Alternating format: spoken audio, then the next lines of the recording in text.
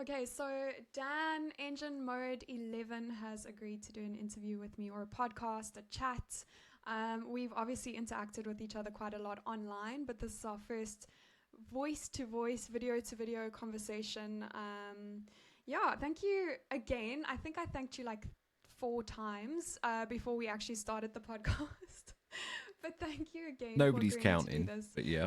Yeah. I just told everyone now how many times it was. Yeah, I really, really appreciate it. You are obviously like a really big voice in F1, having been a systems engineer. Correct me if I get any of this wrong. For Red Bull for 6 years, I think it was. Correct, yep. Yeah, so I wanted to ask you before the podcast. Obviously, I also spoke to you a little bit about my F1 knowledge. It's very limited. I know some of my very tiny audience and your massive audience. Some of it slightly overlaps in terms of it being, on Twitch. I know that some of my viewers know you outside of us being acquainted with each other. So we are going to kind of be speaking in layman's terms around F1 and your work with Red Bull and what you do now.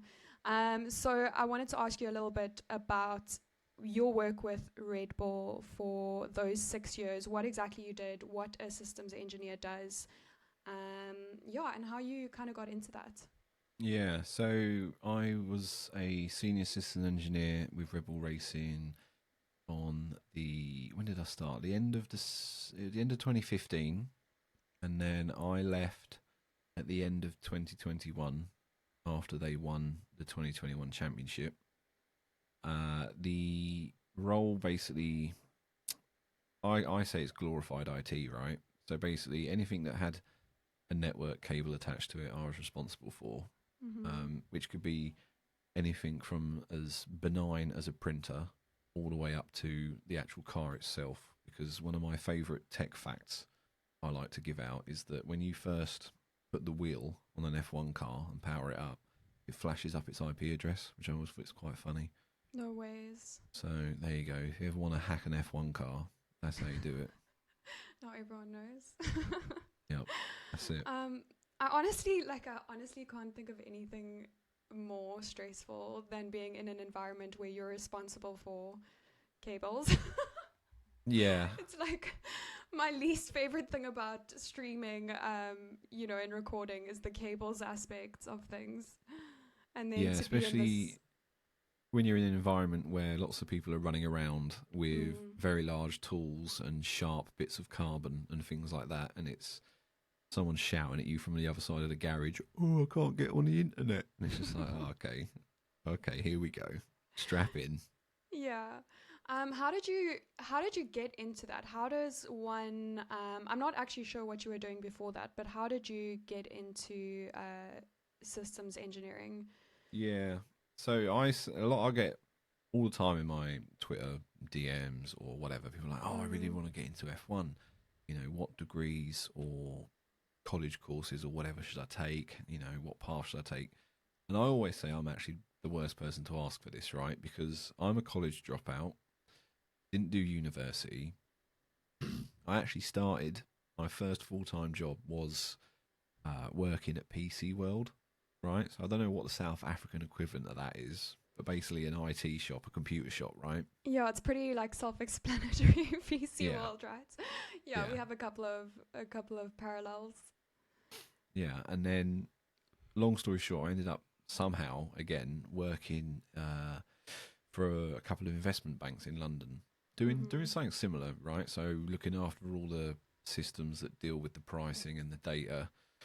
Um, I promise I had nothing to do with the 2008 financial crisis, although I was there for that. So that was a fun time. Uh, And then I randomly got a phone call when I was in the office in London at the bank, and it was a withheld number. And I don't know, I'm sure there's loads of people can resonate with this. If you call me on a withheld number, I'm not answering it. mhm. It's just like this generation of us, we just do not answer withheld numbers. But for whatever reason, I thought, no, today I'm going to answer this. There was just this weird feeling I had, I'm going to answer it. And it turned out to be a recruitment agent working on behalf of Red Bull Racing, and they were like, "Oh, would you like to come work for a Formula One team doing similar to what you're doing now?" They're based in Milton Keynes, but I can't tell you what F1 team they are. Mm-hmm. Well, anyone that knows F1 knows there's only one team in Milton Keynes, so it's fairly self-explanatory. It was Red Bull. I had no intention of going into motorsport or anything like that. I didn't really think that pathway would be open to me, but I thought, no, yeah, come on, let's do it. Went to the first interview, which was pretty surreal. Did well in that. Obviously, second interview was, again, that went quite well. And then it's like, okay, cool, you can start at the end of 2015. And I was like, okay, cool, there we go, job done. Were you on sort of a website? Were you actually looking for work at the time? Like, how did they find you then? Or were you straight up like headhunted? I wasn't looking for work at the time, but I really was struggling at the time with depression, like working in London, and I was hoping for a way out, right, of not having to go into London every day, because I was getting on trains at like 5:30 in the morning and then not getting home until 7:30 at night and things like that. And I was just like, I was younger back then, so it wasn't so bad, but I couldn't have a life outside of it, right? So I was pretty down and depressed at the time. And I think they found me through LinkedIn. Okay. And I think that's what they got my phone number off of that and then gave me a call through that. But yeah, I don't know what would happen if I was still working in London. Okay, so you think London was the reason? It was like... Yeah, like I think it was just having to get up at like 4 in the morning every day, standing on the train, because at 5:30 in the morning the trains are so busy you still can't get a seat. Having to pay £6,000 a year for the pleasure of a season ticket to get into London, and then working in an investment bank, everyone's making money apart from you poor souls that are sort of left in the basement. Like the IT crowd. Have you seen that show? It was like that. I was just sort of sitting in the basement, I thought it was kind of exaggerated, but apparently not. Yeah, I was eyeing up the Goth to Boss program. Yeah, I'm a huge fan. I think I've watched it like 3 or 4 times actually. And were you interested? Did you have any sort of F1 background or racing background before that? Working for no. I wasn't actually an F1 fan at the time. I was more into World Endurance Series, which is like the 24-hour Le Mans and things like that. So the cars are slightly different. Some of them are more familiar. Like you'd look at it and go, "Oh, that's a 911. Oh, that's a Ferrari." They're more recognisable, right? So it's a bit different GT racing and things like that. And I'd been to Le Mans, I think by that point, about 6 times. Which is an incredible experience, and if anyone out there wants to go to Le Mans, I fully recommend it. There's something very special about sitting at the side of the track, drinking beers, watching the sunrise with loud cars going by. Fully recommend it. The only reason I know Le Mans is because of watching Gran Turismo, which I did not think I would enjoy, but thoroughly enjoyed it. I was just kind of like, this is not my type of movie. I'm not really into this. Really enjoyed it. So yeah, I've not actually seen that one yet. Yeah. But I heard it's quite good, and it's based on a true story, isn't it? Yeah, exactly. And that's kind of like 2 worlds we, both understand is like the esports side of things to IRL, which I thought was really, really wholesome. Yeah, they were really the pioneers at the time. I think that was completely unheard of when they did that, like taking sim racers and then putting them in a race car. Back at the time, everyone was just like, "What?" Yeah, like, you couldn't make a living playing professional esports then. Not like you could now. Yeah. But yeah, they really pushed the envelope with that.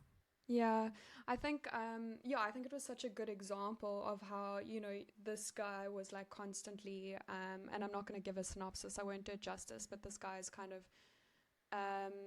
a sim racer, and then he's constantly like visualizing all these tracks day in, day out, I think that kind of gave him a huge benefit, actually, like the visualization aspect. Yeah, yeah. And nowadays, like sim racing and there's so much emphasis on simulator work for actual racing drivers now. I'm not going to say they pioneered it, but there's definitely been a shift in, like, for example, Max Verstappen, right, driver for Red Bull Racing, who's won the last couple of championships. He is a dedicated sim racer. Like, if he's not at the track, he's at home in his apartment in Monaco on a little rig setup, and he's just putting in laps on iRacing, and it shows, because you get so much racecraft and things like that from it. There is definitely a benefit, even just from sitting on a little play seat at home with a little steering wheel. You can still get a benefit out of it. Yeah, exactly. It actually kind of blows my mind to think that was not part of training previously. That the training you got was kind of actually racing on these tracks. That was how you like practiced. It kind of blows my mind that it wasn't a bigger part of training previously.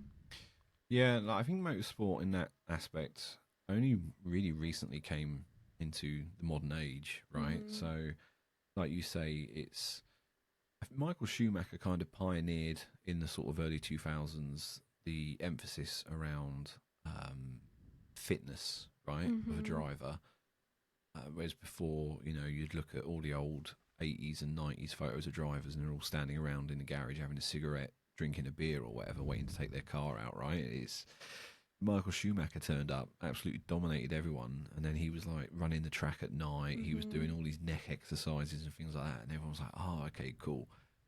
And then we sort of had that revolution again, but in terms of driver simulator training and things like that. But I think some of that as well comes around with the technology, right? It wasn't really the technology at the time to create a decent enough sim. Whereas now you've got, like, graphically, if you look at an F1 simulator graphically, you'll look at it and think, this doesn't look, it looks like a Gran Turismo 1 on a PlayStation 1 graphically. They're not very good, right? But all the technology and data and that is actually in, like, the handling characteristics and then laser scanned tracks and things like that. So yeah, you'll look at it and you'll think, this looks absolutely awful, but to drive it, you're like, wow, this is incredible. Yeah, absolutely. I was kind of exposed to sim racing a lot last year, just at events and things relating. I find sim racing incredibly difficult. Yeah, don't worry, me too. Are you any good though? No. No. No, I'm absolutely rubbish at it. Okay. I'm absolutely rubbish. I had the opportunity to try and drive the sim at Red Bull Racing, and I couldn't even get it out the pit lane without smashing it into a wall. So I was like, yeah, okay. Okay, that makes me feel better. I think we'll have to have a race at some point now that I'm in the country. It's going to be like, when you go bowling and they ask to have the bumpers up on the sides. we need the iRacing equivalent of that, like traction control or something. Absolutely. Yeah, just don't let me go off into the grass, because I will. Yeah. I'll do it. So, Dan, obviously we sort of became acquainted on Twitch. I occasionally now stream on Twitch, but I was quite a regular streamer on Twitch. And that's sort of how we became acquainted. But there was a time between that and now that you just kind of blew up on Twitter. And I have asked you about this before on my stream. But I think you've got like 100,000 followers on Twitter, if I'm not mistaken. Correct. Yep. What happened? How did you go viral? Yeah, no. What happened is a question that my wife also asks quite a lot. But yeah, no. Me and you started sort of hanging out, and that. I remember this because before I came on, I was thinking about. I was like, how far do we go back? And I remember, it was COVID, right? So whenever the world was in lockdown, you were streaming Warzone, weren't you? Yeah. I can't remember. Someone introduced me to your stream. I think it was maybe another guy that I used to work with at Red Bull Racing, who, funnily enough, he left to become a Warzone streamer, Blake. Okay. I don't know if he raided you or something on Twitch or whatever, but anyway, yeah, I was like, oh, okay, cool, yeah, I'm down with the vibes of this. Mm-hmm. And then yeah, like sort of, like you say, a few months afterwards, just, like the most important update or question you kept asking me was how many Twitter followers you got now? And I was like, oh, it's 10K now. Yeah. Then like 2 months later, I'd be like, oh, it's 20K now. Yeah. And then it just sort of slowly grew to where we're at now. And like you say, like how did it happen? I don't really know, to be perfectly honest. I think a lot of that, excuse me, early popularity was because there was no one else working in Formula One at the time that had an online presence. Mm-hmm. Because F1, again, is another thing they've only sort of recently caught up on, is their social media policies, right? So before, you couldn't upload a photo of you in the pit garage or in the pit lane or whatever. You weren't allowed to share photos of you wearing team kit and things like that. It was a very sort of old school, archaic system where basically you just don't use social media if you're Was an that F1 employee. F1 specific or Red Bull specific? It was driven by F1 specific, right? So at the time, it was just coming out of the ownership of a chap called Bernie Ecclestone, who owned it. He's like 90 years old. He's like a dinosaur, and he's owned it forever. And he just didn't understand modern technology or anything like that, right? So it was like when I first started in 2015, we were still having to send faxes to his office. Wow. Because like you don't send emails to Bernie, he just doesn't understand that. So Wow. hence why it was quite archaic and quite behind in the times. Mm-hmm. But then they were sold to a new company called Liberty Media, and they were much more sort of savvy with social media and things like that. So they started to relax the rules for staff as well as the drivers themselves and things like that. So I'm like, okay, yeah, cool, fine. You can take a photo and put it on, Instagram or whatever. Just don't bring the sport into disrepute or whatever. Just be sensible with it. I was like, yeah, okay, cool, no worries. But I sort of pushed the boundaries on that and kept testing them by uploading a photo or whatever of me. Yeah, that's fine. But then I'd put like a really sarcastic caption on it or something to, I suppose at the time, right, it was to drive engagement, but I'm such an idiot. I didn't really realise what that was at the time. I was just like, oh, this will be funny. I've got quite a sarcastic and dark sense of humour.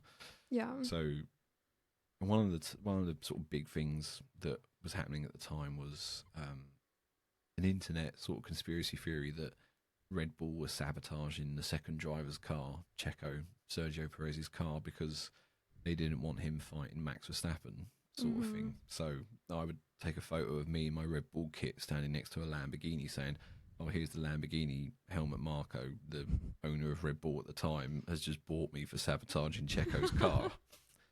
That's so edgy. That's Yeah, so which is edgy. like just sarcastic and a bit of dark humour, like. But yeah. and then it just get like retweeted, and that just started from that, and then everyone sort of knew me as the poster of F1. Yeah, I know Tomo described you as a poster as well, and I was like, yep. Like most of the time, I don't know what's going on, but I'm like, oh, this is hilarious. I just go to your comments, and I'm like, oh, lovely, love this.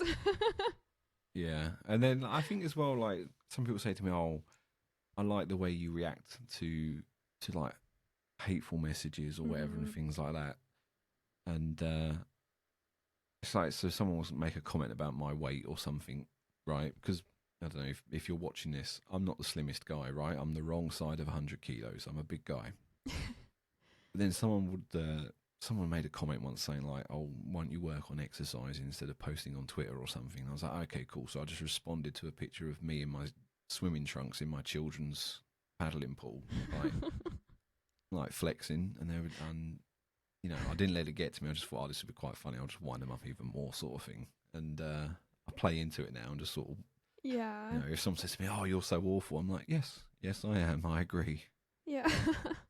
But the ethos behind that is nobody can say anything that will hurt me any more than what my wife says to me daily. Oh my god. Right? Or something that one of my small children has said to me, right? Children are very honest. I was Savage. a teacher quite briefly, and I just realized you can't be self-conscious in any way, because kids will point whatever it is out that you're self-conscious about. Yeah, kids will humble you real quick. Yeah, yeah. Um, I feel like something that I've been asked about streaming is like how you deal with, hate or people that are kind of trying to get at you or trying to get a reaction out of you. Is there ever a point where something like gets to you? I'm kind of backtracking on that question, but is there ever a point where you feel like, or is there an aspect that can trigger you, an aspect of what you do or yourself that can trigger you? I don't think so. Excuse me. Not that I can think of, right? I mean, I my only streaming I do now, right, is the podcast. So, and that has a live chat. We've had a few people come in and try and sort of, I don't know, stir up some sort of trouble, as it were. But it's more of tackling that before it happens, right? So if I'm about to hit go live and I already know I'm in a bad mood, I won't bother. Because if I'm already in a bad mood when I start streaming, then I'm just going to tip over the edge, right? Right. And it happens, I mean, someone listening to this has been like, oh, well, I've reacted to someone in chat. Fine, I don't blame you, right? It's not, a negative in that sort of aspect. But a lot of it is to do with mentality before I hit go live, right? If I'm not in the mood, I won't do it. And I'll just go do something that makes me happy. A lot of people ask you questions about F1, and obviously that's what you're known for. I want to know all about that as well. But I am privy to. You said I could say anything, I could ask anything. I'm privy to your personal Instagram account. So I know that you have a really, really brilliant family life. You're married. I think you've got three. Is it three kids that you have? Three, yeah. Yeah, so tell me a little bit about your family life and sort of fatherhood. I know that you brought another tiny human into the world not so long ago, so congratulations. Thank you. And what has that been like? By the time you get to your third child, right, it's easy. Right, so obviously my first one, I panicked about everything. She's 11 now. When she was first born, it was like waking up every 10 minutes. Is she still breathing? Is she moving? Is she warm enough, sort of thing. The second one, you tone it down a little bit. You're like, oh yeah, she's all right. I can hear her. Yeah. The third one, you're just like, what will be, will be. But yeah, so my third, the latest edition, he was 2 in November. Crazy. Yeah, and then I got my two other girls who are 11 and 8. So the 11-year-old's now entering that phase where she just wants to watch telly in her bedroom all day. I'm just like, okay, cool, fine. I can't complain because that's what I did, right? The 8-year-old, it was my idea to get her into go-karting, right? And I was going to push that and be like, yeah, my daughter's going to be the first female F1 world champion. Well, for Christmas, I had to buy her a pony, so that's out the window. She's fully on that equestrian hype train, yeah. Okay, yes. Yeah, okay. So she's fully in that My Little Pony equestrian hype train. But now I've got my 2-year-old son. Maybe I can get a go-kart out of him.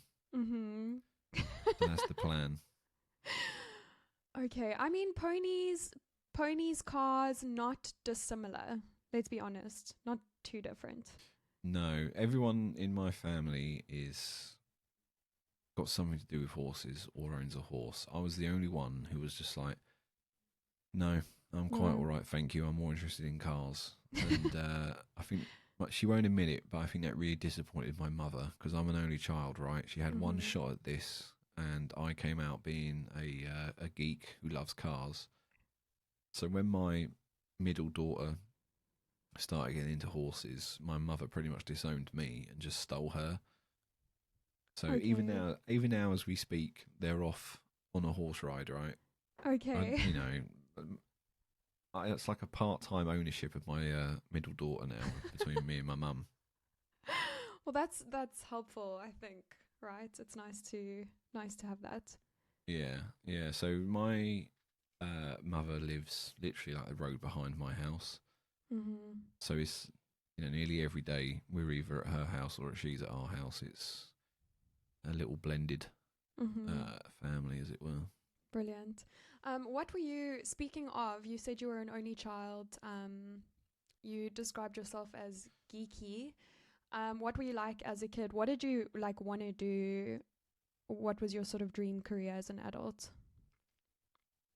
I don't think I really had like a dream career as an adult. I think like as a child, I was like, I want to be a farmer Mm-hmm. because I think I had that male boy stage of big tractors, lots of mud. Yeah, this looks like fun. I want a piece There's of that.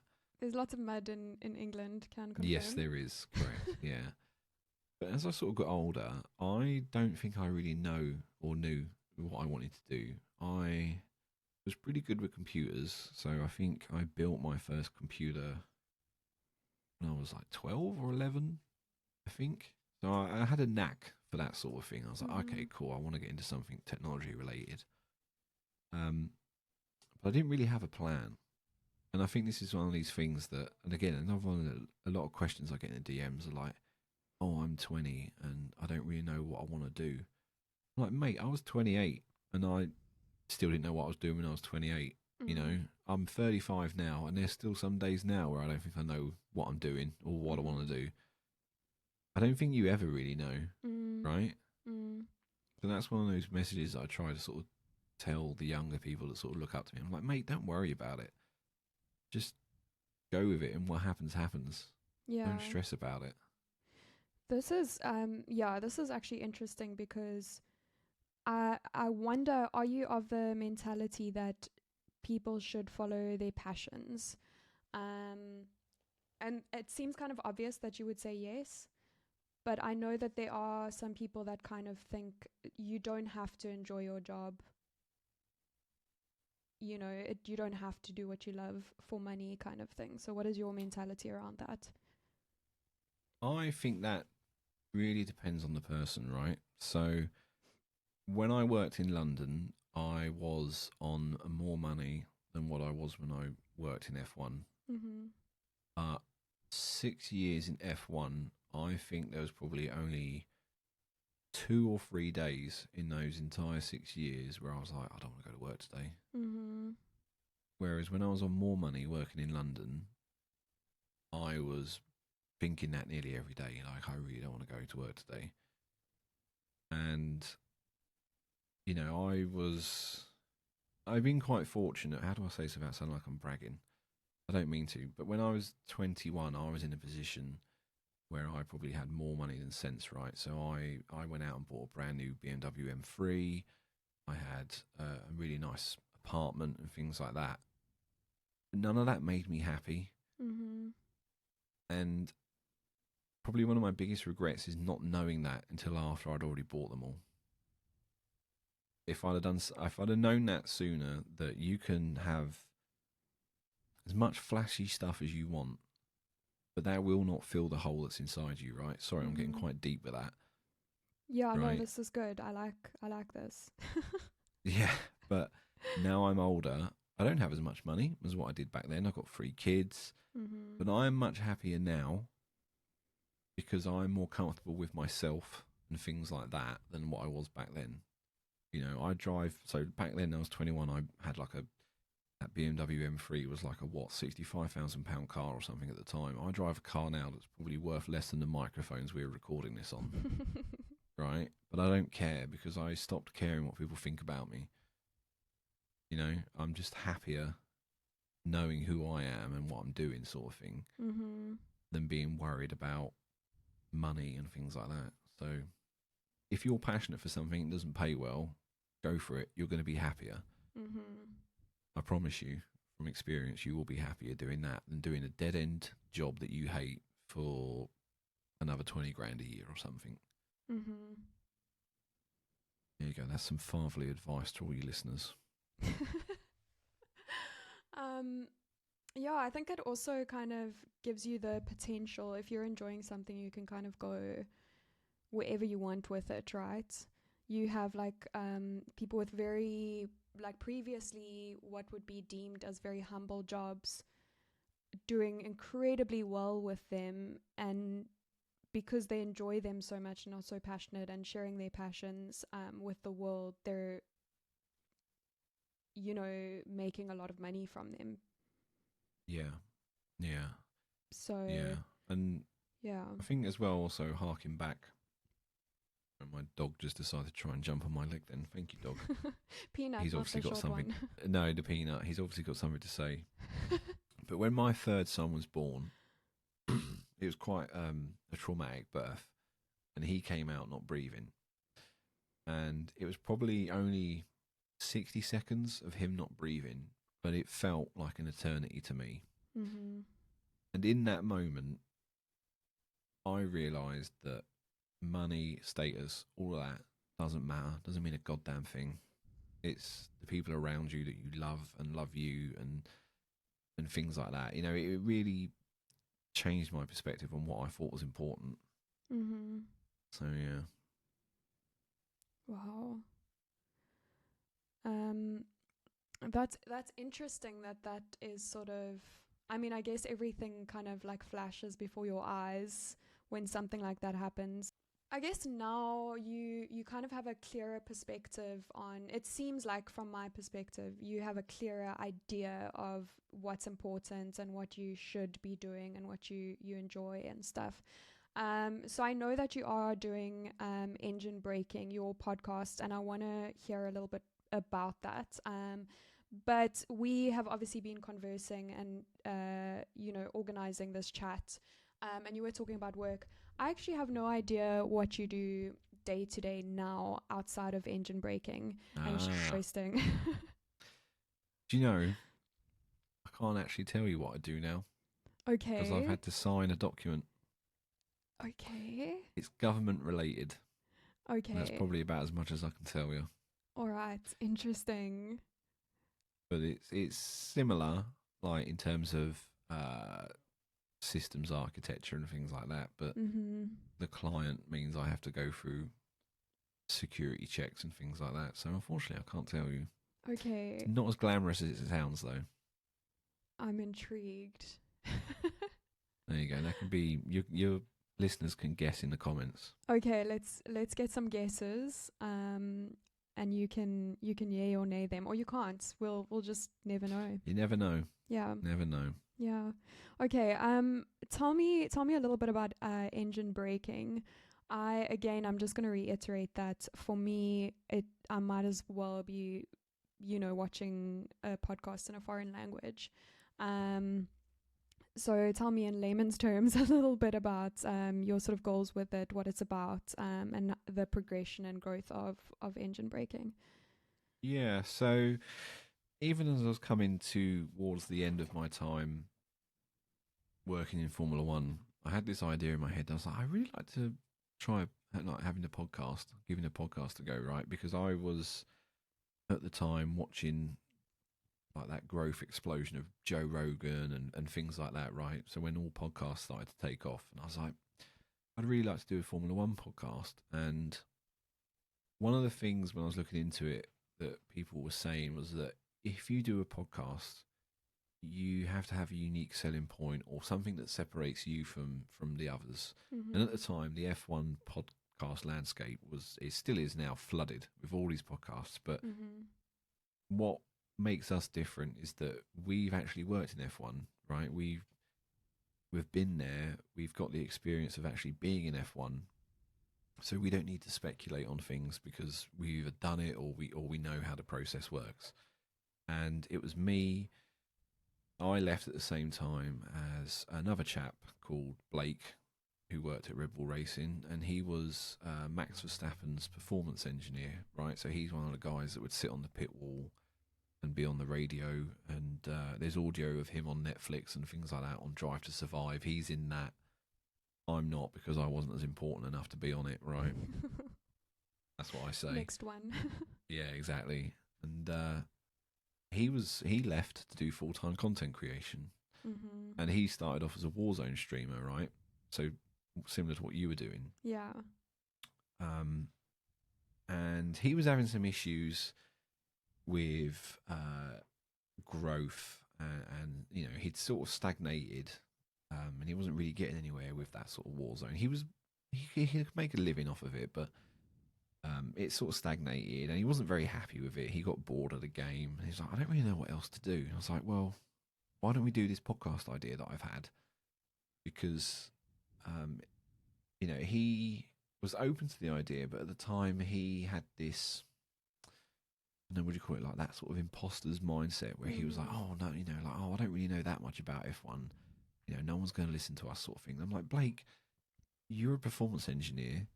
You have been there with Max Verstappen. You've still got Max Verstappen's phone number on your phone, for Christ's sake. Like, you still talk to him, right? Yeah. The other day, he had Jake Dennis, the Formula E champion, in his dining room having dinner with him because they're mates. You know, it's just Yeah. like you know people, you have authority.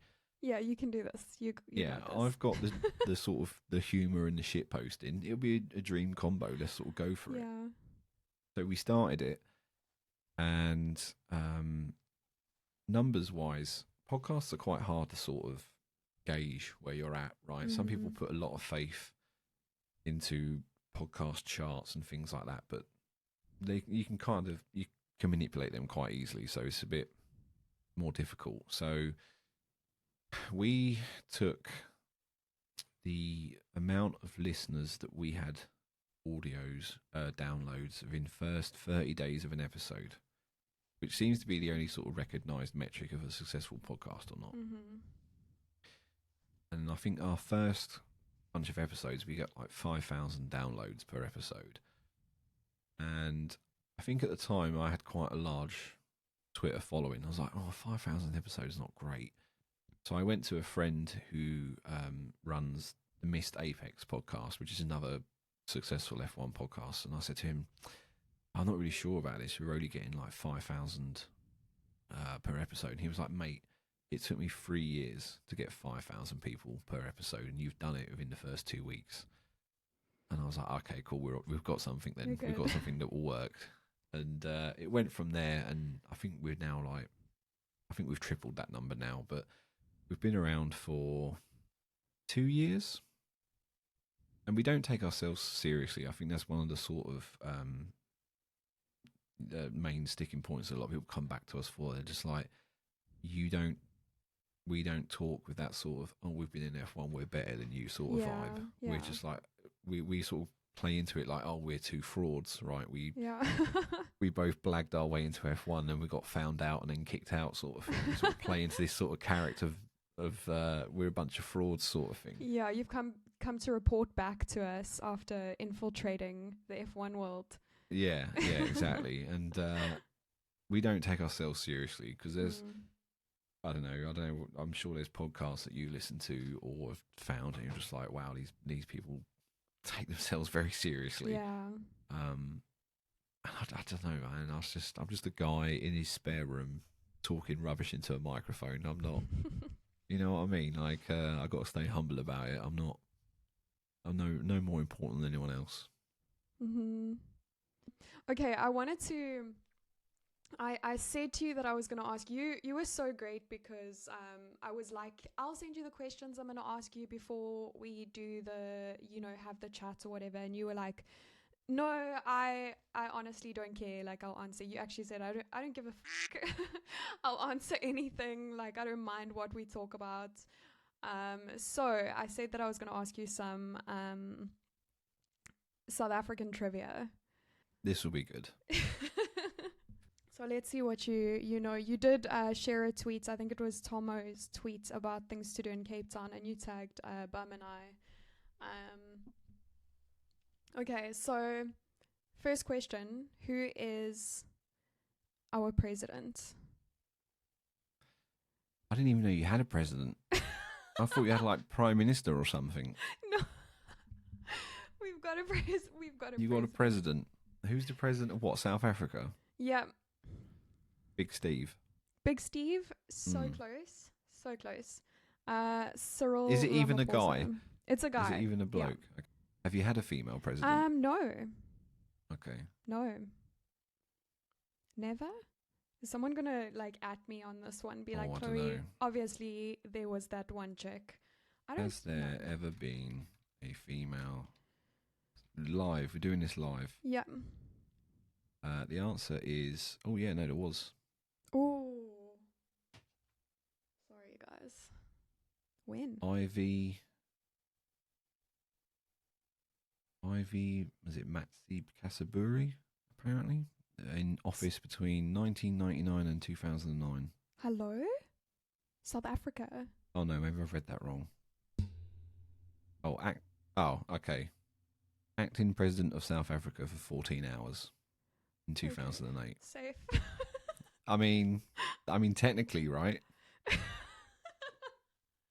14 hours is 14 hours more than what me and you have done it. Yeah, it's a little longer than my stint as president. No, it would have been awkward if it was like 14 years while I was alive. But I think between I'm the safe. resignation of Fabo Mebki. Are you sure this is South Africa? Yeah, it says here, acting president of South Africa. Oh.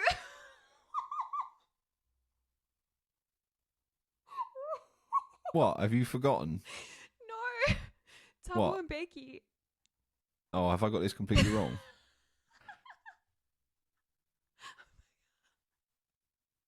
It says served as the second president of South Africa. Thabo Mbeki. How did you pronounce it? That's what I said. Thabo, I think I called him. Big T. Thabo. Oh my gosh, that is so good. I love that. You like that? Okay, Thabo Mbeki. Okay, between Thabo Mbeki and Thabo. that is solid gold. And who was after her? Who did you say that was? I mean, do you want me to say who was I after it? After that, absolutely after do. Fabo? I absolutely do. Kaglema Motlanthe?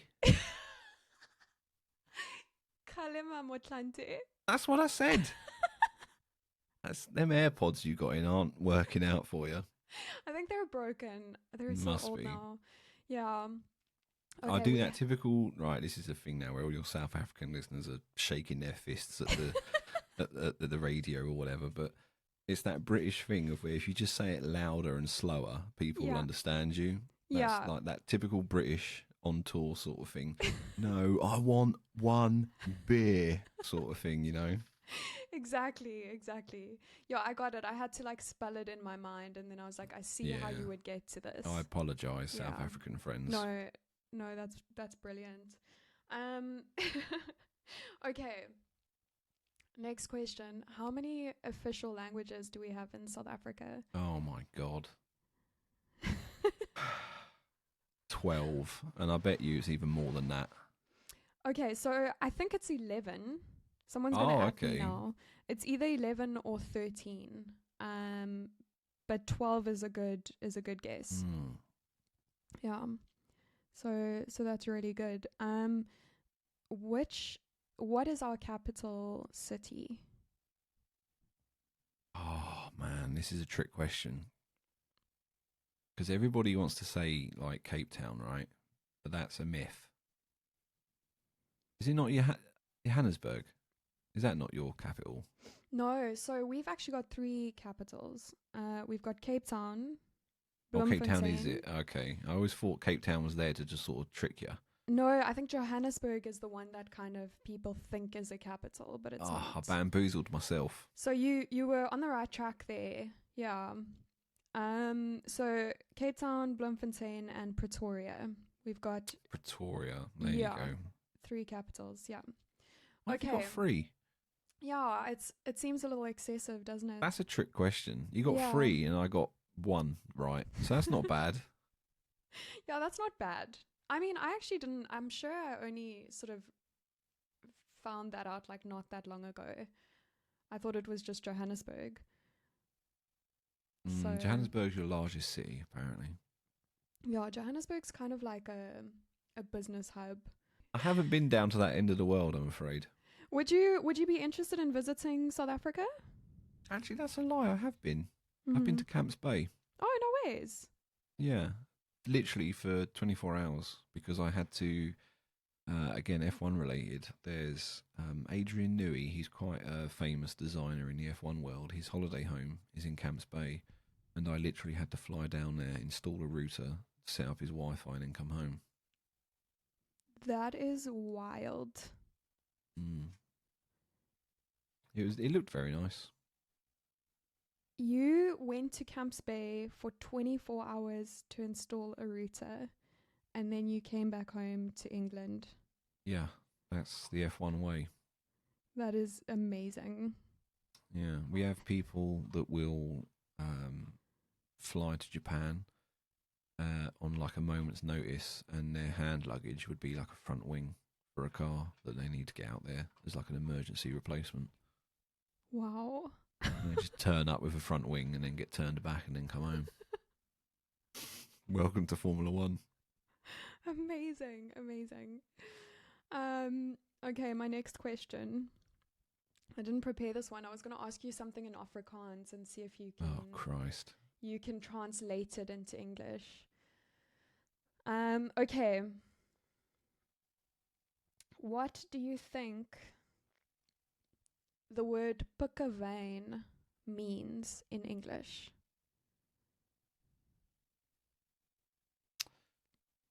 It sounds like something that I would order for an after-dinner drink. Like vein, like wine, right? Yeah. Okay. It's actually it's a penguin. Okay. Yeah. Maybe I would.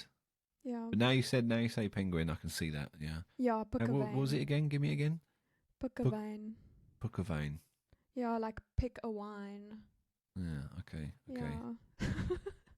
You know, my only experience with Afrikaans is through the Antwoord, which probably isn't a very good teacher. It's so interesting. They were like, I think they were a lot of people's experience of Afrikaans for a while they were quite popular, but maybe then they got cancelled. Yeah, maybe not the best example or the best teachers. No. We have Tyler representing us now. Not sure if you know. Okay, no, Tyler. I don't think so. She's got like a top song out at the moment. Again, I'm going to butcher another name now. The guy from District 9, Charlo, what's his name? Wait. You know the guy I'm talking about. He was in District 9, Elysium. Yeah. Charlo Copty or something, wasn't it? Charlo. Oof. This is very Charlo bad Copley. of me. Charlo Copley. Oh, I'm making a complete hash of that. This is very bad of me, but I actually don't know. He's in Chappie as well, wasn't he? In Hardcore Henry. Yeah, so something I've experienced here in the UK, obviously for anyone who doesn't know, I've been here for about a month now, and a lot of people are quoting District 9 to me. Prawns. Talking about prawns, yeah. Oh, is that cat food? You probably do the best job so far. Thank you. But that's literally the only line I can say because I just remember it from District 9. She's like, oh, is that cat food? And I was like, yeah. Yeah, that's like the most common response I get when I say that I'm South African is someone like quoting District 9. Making a joke about prawns. Yeah, prawns somewhere in there. I'm not even going to try because I don't even feel like I have the accent right. But you're South African. Surely it's just like... You know, we have so many, like 11 to 13 different languages. Yeah. We have so many different accents. Yeah. We do too, right? So like Liverpool and London and Yeah. They are... I'm dialects. starting to distinguish the difference in accents here as well. It's not like a British accent. There are like 20. Yeah. Depending on what part of the country you're from. Yeah, exactly. It's kind of crazy considering it's such a small, like physically small country. It's crazy that there are so many, variations in the same language. Yeah. Yeah. Yeah, no, I'm with you on that one. Where is South Africa geographically located? Like, name a country on the border of South Africa. Let's go with that one. Name a country that borders South Africa. Man. I thought you were just saying, like, name a country next to South Africa. I was like, well, it's the ocean, isn't it? Because, What is a country next to South Africa? I know nothing about your continent. That's shameful. I mean, a lot of people don't. I don't know. I'm going to offend everyone and say Zimbabwe, but I don't think that's anywhere near it, is it? Yeah, Zimbabwe Oh, is it? borders. Geez, Dan, let me just quickly check because I'm pretty sure. Oh, don't you get this borders. wrong. And I play GeoGuessr. Got the Limpopo province, which borders Zimbabwe, like a relatively small border that we share with Zim. But we've got Mozambique, Zimbabwe, Botswana, and Namibia. Okay, here's a question. Now I've got Google Maps open in front of me. Yes. What is Lesotho? What's that? Lesotho. Again, pronounce it correctly for me, please. Lesotho. Yeah, Lesotho. That's what I said. So Lesotho is a landlocked country, obviously, as you can see. It's run by a monarchy, as far as I know. Nobody at me. This is not geography with Chloe, but run by a monarchy. It's a relatively high altitude, so in the winter, a lot of South Africans will go to Lesotho for snowboarding. Obviously a very small country, but very beautiful. There you go. Yeah. Look at us being all educational. Completely independent of South Africa, same as Eswatini, which used to be Swaziland. Completely independent, both monarchies, as far as I know. Yeah, and I think they do pretty well. Yeah. There you go. I'm glad you pronounced that. There you go. Eswatini, because I never would have got that. I don't know. Maybe I could have got that one. I think we should have done like a whole Pronunciation segment on you pronouncing South African words or related. Yeah, Dan, I think that's it from my side. Again, my sixth thank you so much for talking to me. You really obviously didn't have to. I really appreciate it, and what an honor to be able to speak to you finally after knowing each other, online for quite a while. There's so much more that I want to chat to you about. Maybe at some point we do a follow-up to this when I learn how to do lighting and not have the sun in my face for most of the interview. That'd be appreciated. It was a great honor for me to completely butcher all the pronunciations of your beautiful country. And, just at me, South Africans. I'm sorry, I need some culture in my life. No, that was brilliant. But now you know. Now you know Tsabambeki, Kgalema, Motlanthe, Lesotho. Yep. You've got it. Big Tombi, whatever his name was. Yeah, Big Steve. We also call Steve. him Cyril Ramaphosa, but that's Big what Steve I said. Is good. Thank you, Dan. Super looking forward to chatting to you again sometime. And have a wonderful rest of your day doing your top secret job for the government. Thank you. I will. It's been a pleasure. Some would say that was lekker. Lekker. Yes. Oh, close enough.